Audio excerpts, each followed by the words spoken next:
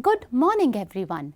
COVID-19 has spread worldwide with substantial consequences for public health.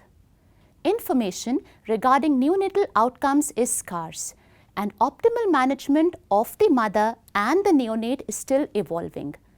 Let us now try and understand how does one optimize care for the neonates during this pandemic. We shall first look at the general flow.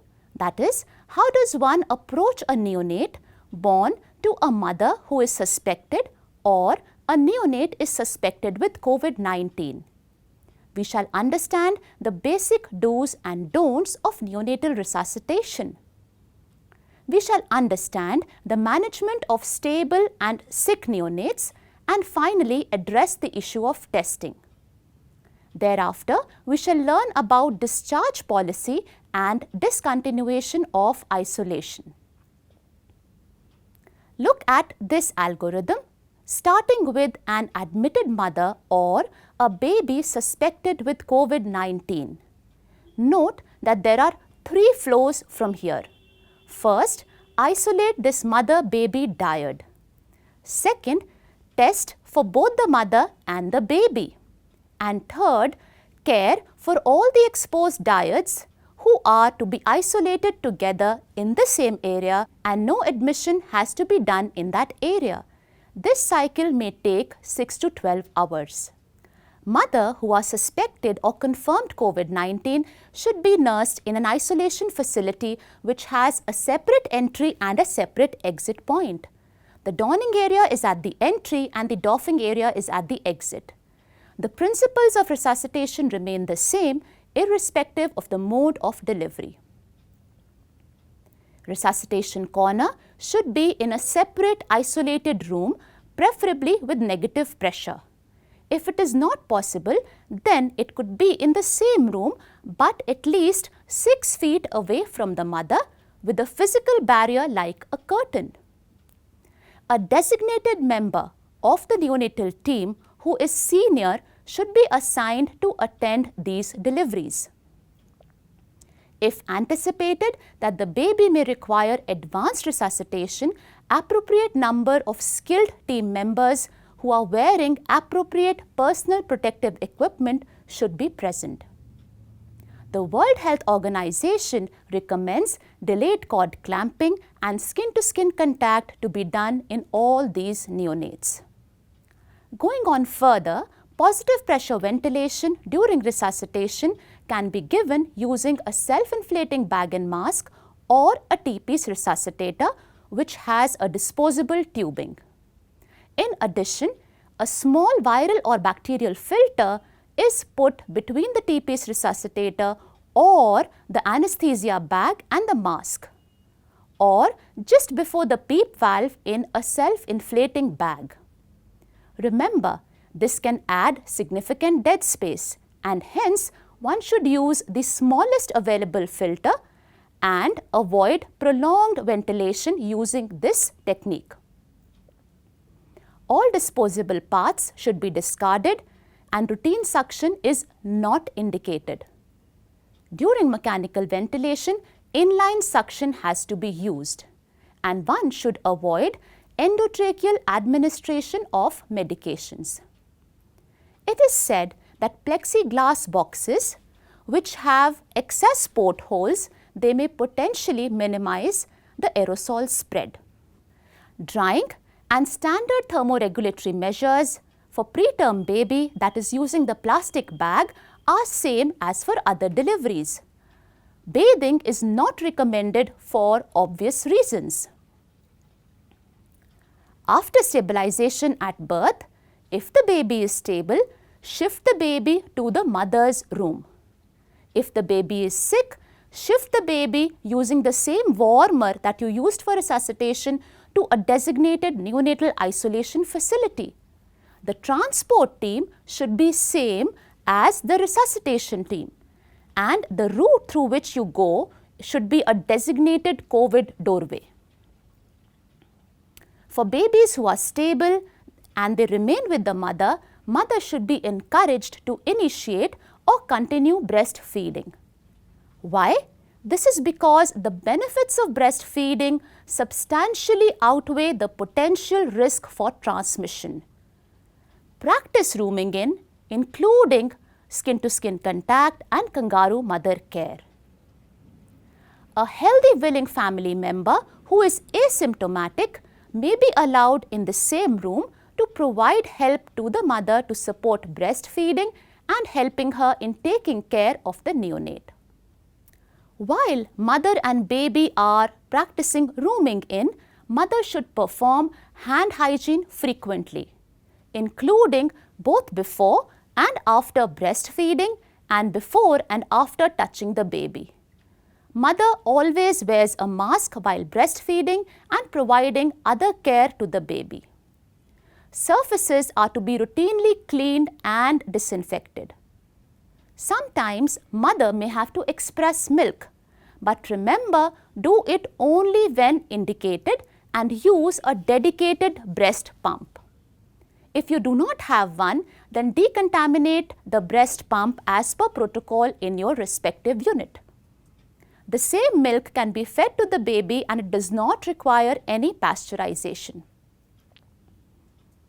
Having understood about stable neonates, let us now come to understanding how do we manage symptomatic or sick neonates. They should be managed in a separate isolation facility, separate from your routine NICU. A defined transitional area should be in between. This facility should have single closed rooms. If you do not have single closed rooms, best is to nurse babies in closed incubators. If that is also not available, then place them in radiant warmer in a common isolation ward, but remember, keep a distance of at least 1 meter between these two cots. Also have separate areas for suspected neonates and separate areas for confirmed positive neonates. Negative airborne isolation rooms are preferred for patients who require aerosolization procedures. This includes babies who receive CPAP, babies who receive suction, babies who are undergoing nebulization. If they are not available, one can create such areas by using exhaust fans which drive the air out of the room. These areas should have adequate ventilation and this should not be a part of central air conditioning. The doctors, the nurses and other healthcare professionals taking care of these neonates should be separate from the ones who are working in regular NICU or other newborn care unit.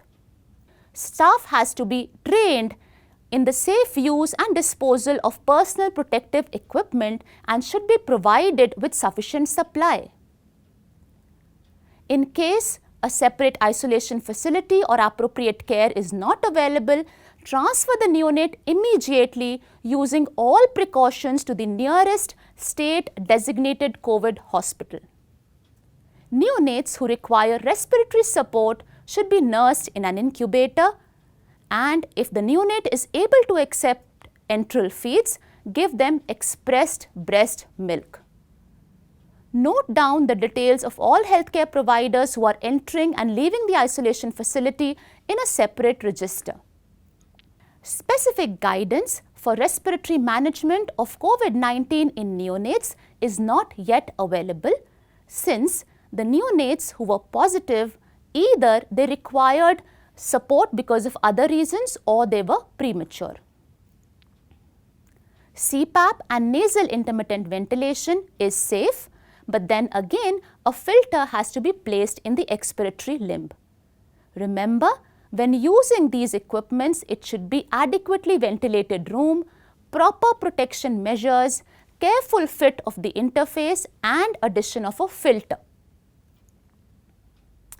Remember, the area of dispersion in neonates is very low because of low airflow and small tidal volumes. But if that mask or the interface is poorly fitting, this can enhance air leak. There is no clear data on any specific mode of ventilation which decreases aerosol dispersion in these neonates. Specific anti-COVID-19 treatment including antivirals, chloroquine, hydroxychloroquine is currently not recommended in symptomatic neonates. In addition, adjunctive therapy like corticosteroids or intravenous immunoglobulin is again not to be given in neonates with suspected or confirmed COVID-19. Let us now understand which neonates are to be tested. Neonates with history of exposure to a COVID-19 positive adult or mother having COVID-19 within 2 weeks or 14 days prior to birth. These neonates have to be tested. Irrespective of the history of exposure, if a neonate presents to the emergency with pneumonia or severe acute respiratory infection which requires hospitalization and there is no other underlying illness, these neonates also have to be tested. The test done is RT-PCR and is done on day 5 after birth or at the time of symptoms. If initially the test is negative or you were not able to do this test, testing should be repeated at 48 hours of age. For asymptomatic neonates whom you expect will be discharged prior to 48 hours from the unit, a single test between 24 to 48 hours can be done. Serological testing is not recommended to diagnose acute infection. The swab used is upper respiratory nasopharyngeal swab for routine sampling, and in ventilated neonates, lower respiratory tract specimen is also sent in addition to above. Clinicians and other healthcare workers who are taking these samples should wear appropriate personal protective equipment.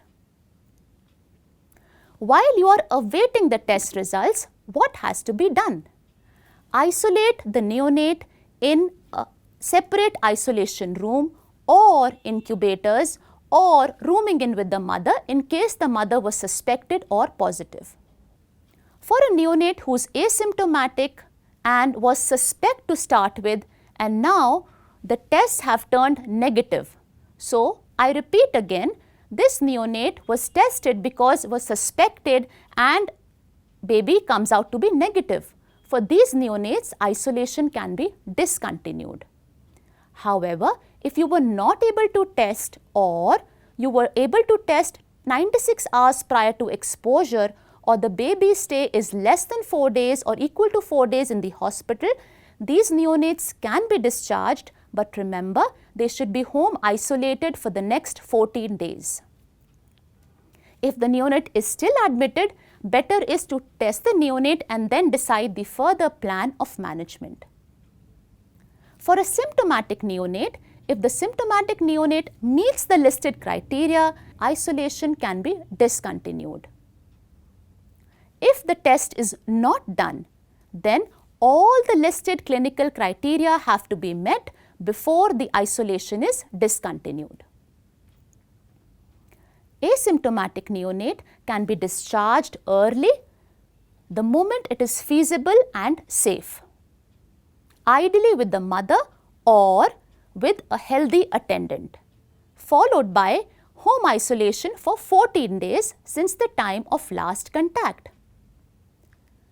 Symptomatic neonate has to meet the listed criteria, and one option here is to send 2 samples, they turn as negative, and then you discharge this neonate.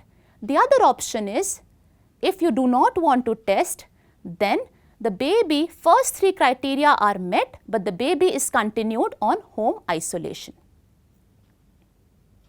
If the mother was discharged before being declared infection free, she should be considered infective till she meets the listed clinical criteria.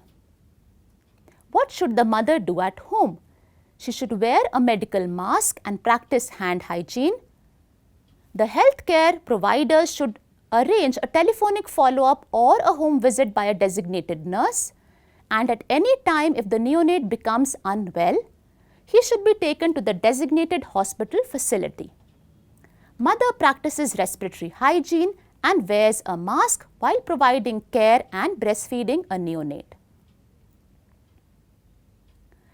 If the discharged neonate is positive, then the other adults, the uninfected individuals in the house, for example, the grandparents and those with comorbid conditions, should not be assigned to provide care if possible. So, we understood what has to be done and what not has to be done during resuscitation.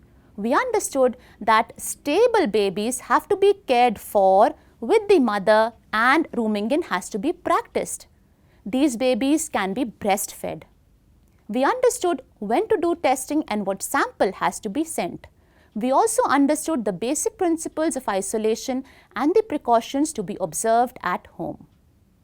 Thank you.